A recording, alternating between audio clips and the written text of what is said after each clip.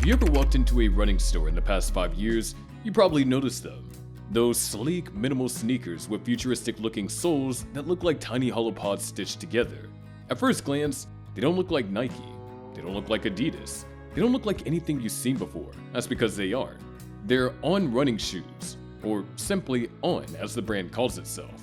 A company that's just over a decade had gone from a quirky Swiss startup to a billion-dollar global giant endorsed by Roger Federer and adored by marathoners and fashionistas and even tech bros alike. So how did the Swiss brand manage to disrupt an industry dominated for decades by the swoosh of Nike and the three stripes of Adidas? The answer lies in an obsession with design, clever marketing, and a sole technology so distinct it feels like running on clouds. This is everything you need to learn about On Running and how it grew into a billion-dollar giant it is today. If you love stories about the brand shaping our world, make sure to hit that subscribe button. Every brand has its origin story. Some are inspiring, others are a snooze fest in how corporate they are.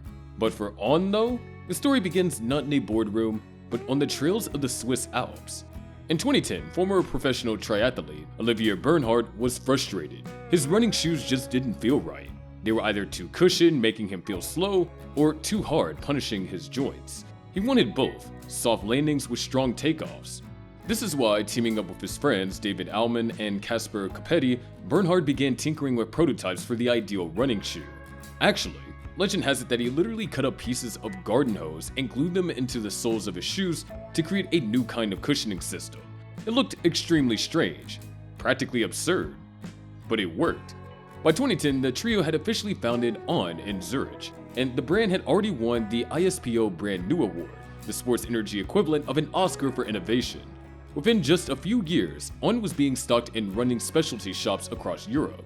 The Swiss Alps had given birth to a new kind of running shoe, one that would soon take the world by storm. What makes On different isn't just Swiss minimalism, it's the technology under your feet. At the heart of every On shoe is two proprietary features, one of those being CloudTec. CloudTec is On's signature cushioning system. Instead of one continuous slab of foam like most brands use, On designed a sole made up of individual pods called clouds. These clouds compress individually as your foot strikes the ground, absorbing impact.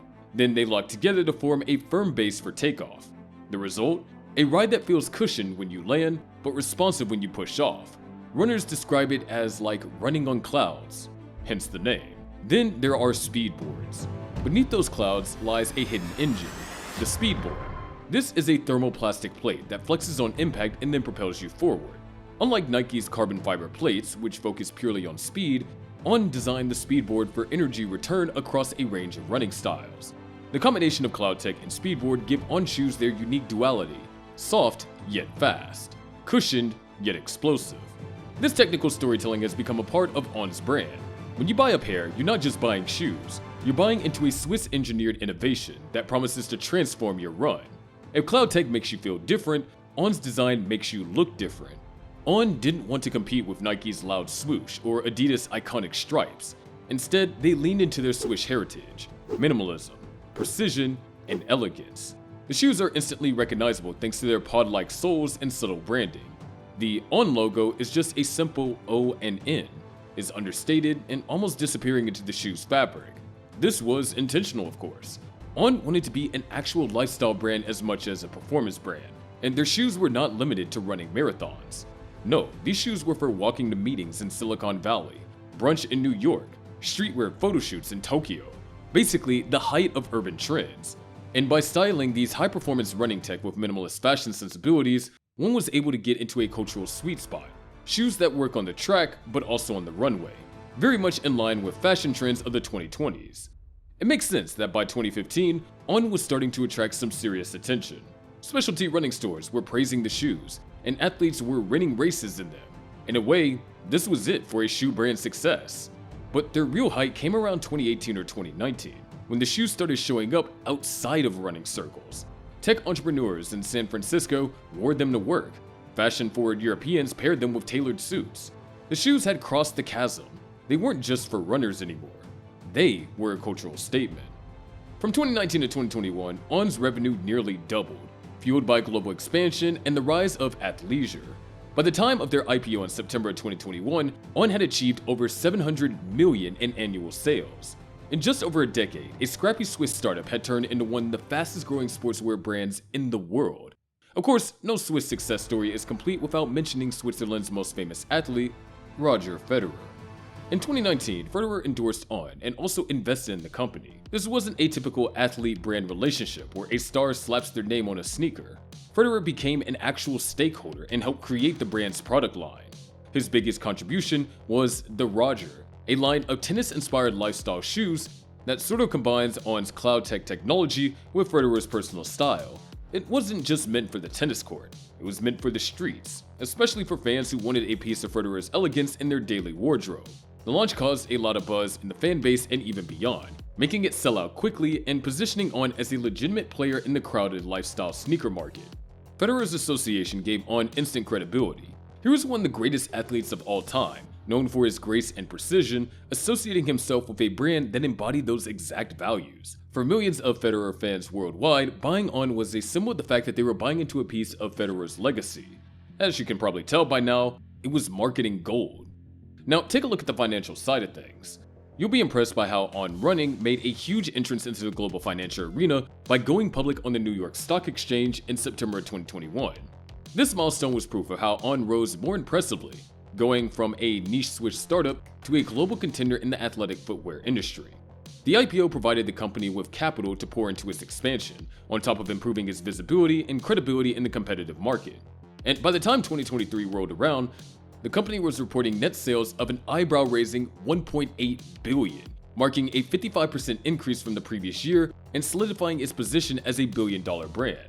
Around this time, it seems as though On wants to continue its upward path by just doubling down on its product and also expanding its global footprint. And well, with this strong financial foundation, On just might be fully ready to compete against the industry giants. Speaking of the industry's big names, when it comes to revenue, the sportswear industry is dominated by household names, Nike and Adidas. There are others, of course, but these two are for sure the most consistent leaders.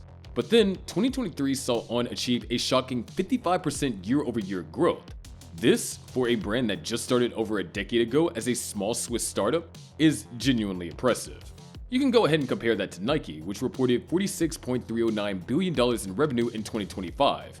And that's indeed a healthy 9.84% increase, but it's still quite modest when you think of its size.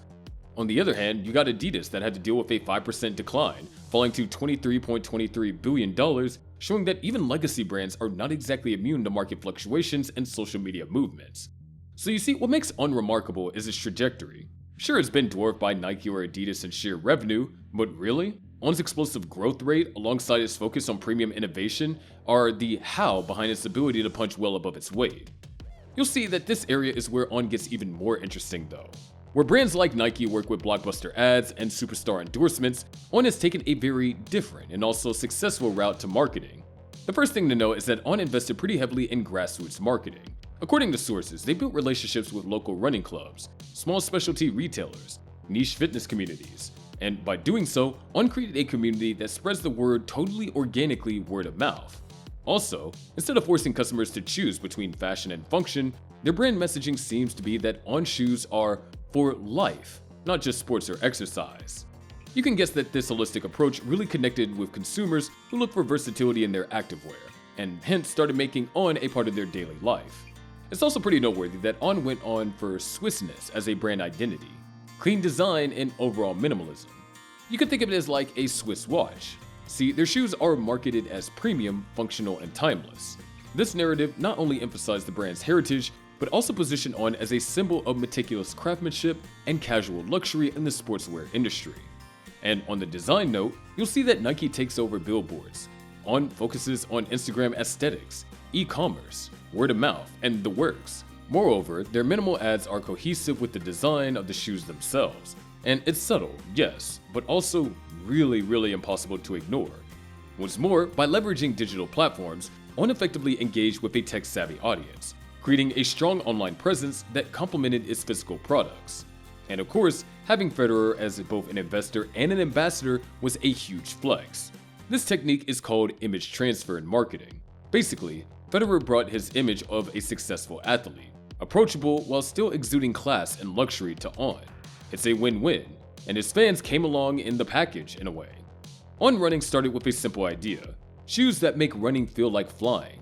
In just over a decade, they turned that idea into a global phenomenon. From gardening hoses in Zurich to billion-dollar IPOs in New York, from elite triathletes to Roger Federer, from running tracks to boardrooms, On has rewritten the script for what a sportswear brand can be. In fact, as of 2025, On shows no signs of slowing down. The brand is expanding into apparel, performance tennis, even trail running gear, and they're also building flagship stores in major cities. Another interesting fact is that they're experimenting with sustainable materials to appeal to the eco-conscious consumers. The big challenge is still that an expanding brand is bound to lose some of its original selling points, since it does end up losing the essence that made it special. Still, this might not happen to On, so long as they manage to keep their Swiss style and community-driven marketing style. And chances are looking up for them, which is pretty much why On isn't just another sneaker company, for now at least. On is truly running on clouds. If you're fascinated by how a Swiss startup turned garden hose prototypes into billion-dollar sneakers and want more deep dives into brands shaping our world, smash that like button, hit subscribe, and join me for the next story.